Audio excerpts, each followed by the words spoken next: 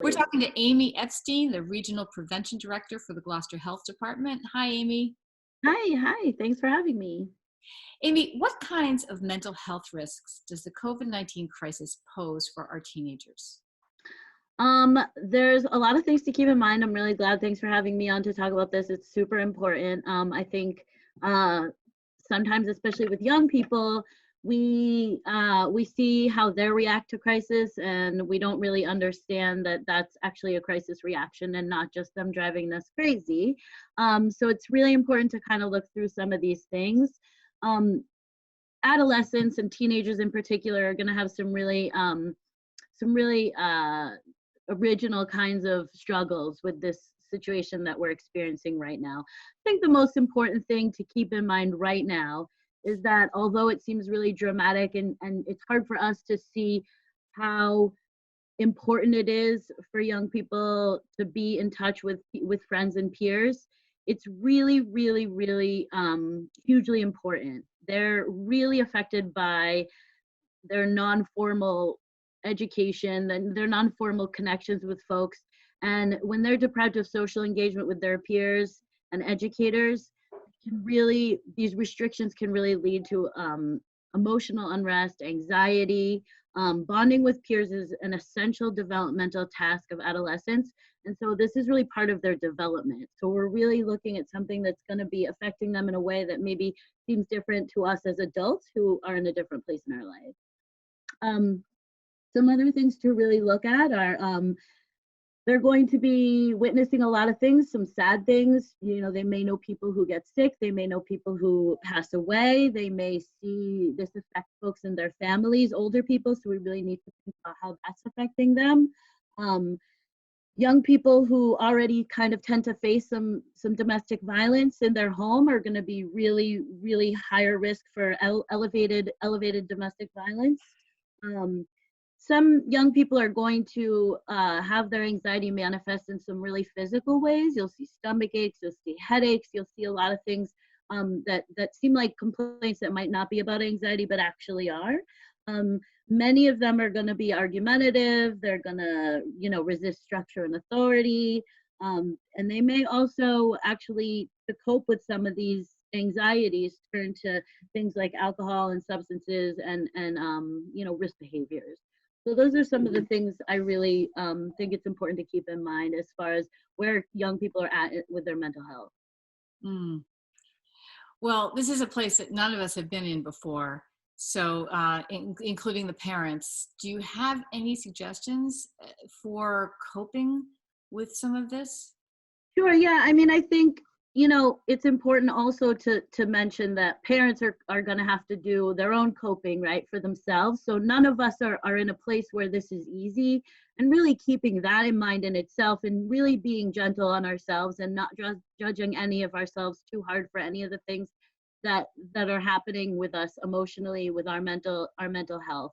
But I think there's some main things that adults can do to kind of support young people in some of this. And some of the most important ones are, um, sorry. So really remembering that they're all going to have these feelings and they're all going to feel frustrated and cut off from the people that are their support systems.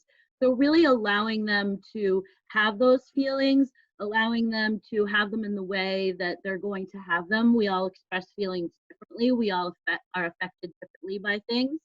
Some things you can do is really validate how your young people are feeling.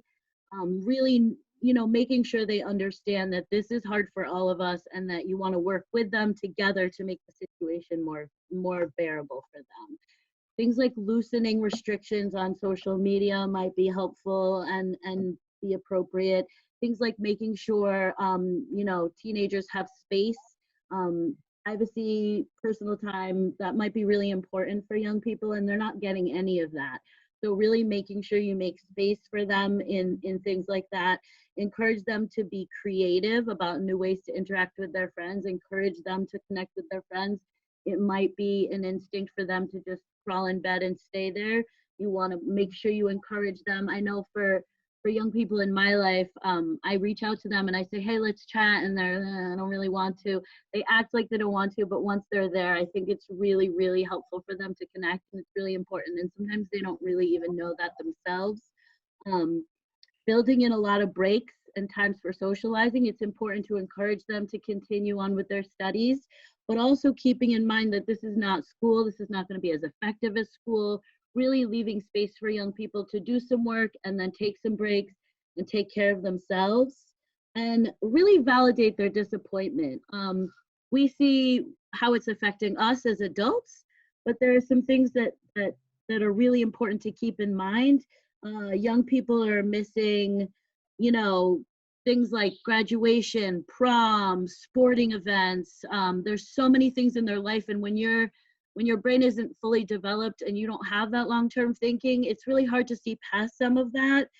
Teenagers are wired in their brains to think about novelty and pleasure seeking and seeking out new frontiers as part of their like development in their brain. And so it's really important that we acknowledge that they're really lacking some of these things, that they're all of their instincts are telling them are really important. Understand that some of the young people in your life are going to be really worried about how this is affecting their future. Some people are applying to college, some people are trying to get scholarships, applications. These are all really big stressors without what's going on. So really keeping in mind, we need to support them. We need them to understand that, you know, the whole world is going through this together, and we're all going to try to work with them and help make sure that, you know, things still come together when this is over.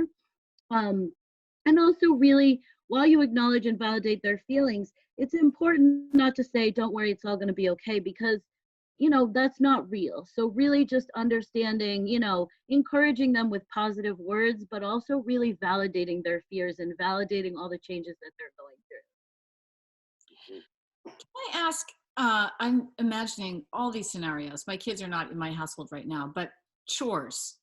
How much do you fight with them about getting chores done? I I've mean, been talking about this a lot with a lot of people with teenagers, and I think that you know, I think it's really important to choose your battles wisely. You are all trapped in this situation. Think about, you know, giving yourself concessions in space, and think about passing those on to the young people in your life. I think there is a piece of making sure that young people, and I think putting that back on them. You need to take care of your space. You need to take care of your room. You need to make sure that you are getting a healthy amount of sleep. You know, these are things that a young person needs to do for themselves. But really trying to figure out what the most important thing is for them to be able to get through this in the least dramatic way possible for everybody. You know, is it important that they, you know, do all the same chores? Maybe, you know, it's really, you need to judge for yourselves like what kind of chaos you want to live with in your house, and how much, what kind of battles you want to fight, and whether or not that's worth it for you. But just really focusing on despite how they act, they're going through a lot and their brains are just not processing it in the same way we are. So it might be really hard for us to relate how they act to how they're acting and some of the things they're doing, but really keeping that in mind. so the flip side of the chores is the teenager who just doesn't get out of bed. Yep. And when do you say, you know what, you need to come out of your room, you need to be with your family for a little bit? I think that's an important question. I think a lot of people are struggling with that right now. I think that young people, you know, I think it's important, especially for teenagers, to have the conversation with them and help them understand that, you know, their mental health is important to you, and you want to help them be supported in taking care of their own mental health. And one of the most important things for good mental health is consistent sleep, healthy, you know, eating food, keeping a regular schedule. So maybe making that space and saying, okay, when it's the weekend, do whatever you want, but during the week, here are some of the benefits of keeping a regular schedule. Here are some ways that it might help you. Really trying to sell that to them in a way that will help them. And even if it's like, okay, why don't we try it this week? and see how you feel at the end of the week. See if your moods are better. I've noticed maybe you use observations. I've noticed you've been grumpy. Maybe we could try this and see how it is in 3 days. And if it doesn't work, we'll go back to your way. So really just kind of helping them feel like they have more choices. I think they feel really limited in what they can and can't do. And anything you can do to help make them feel like they do have a choice and they have a role in this. I mean, one thing I really wanted to stress is that young people are really good at social networking. They're really good at using the internet. They're really good at getting information out quickly. They are our partners in this. They could be doing a lot to help us get through this as a society. And we need to look at them as valuable partners in this and really treat them as such, and really make sure we respect what they're able to offer to us and really, make it a two-way street, say, I understand that you have this and I have this, and how can we work together to make this work for us and our family.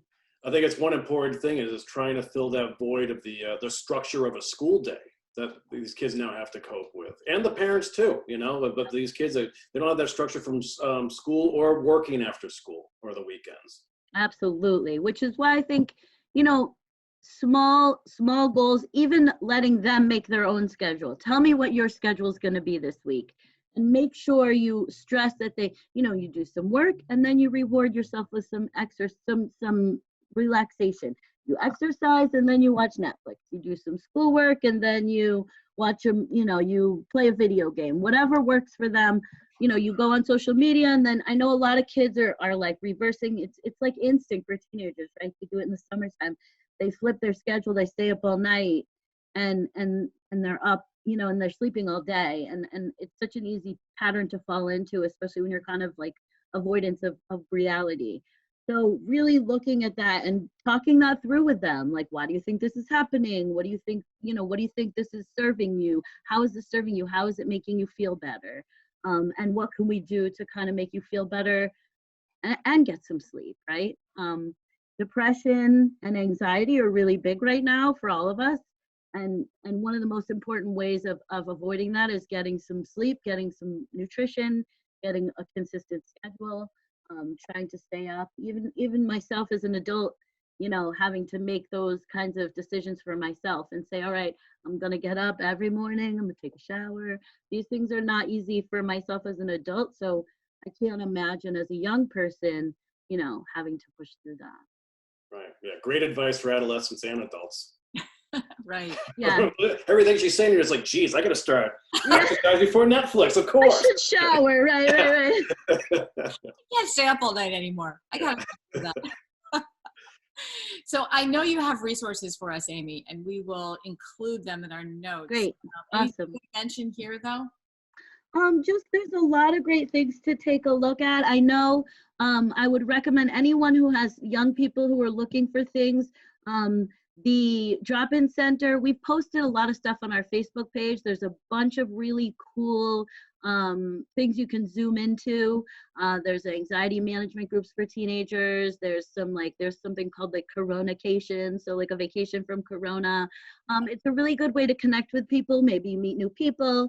They're all run by the clinicians over at Children, Friends, and Family.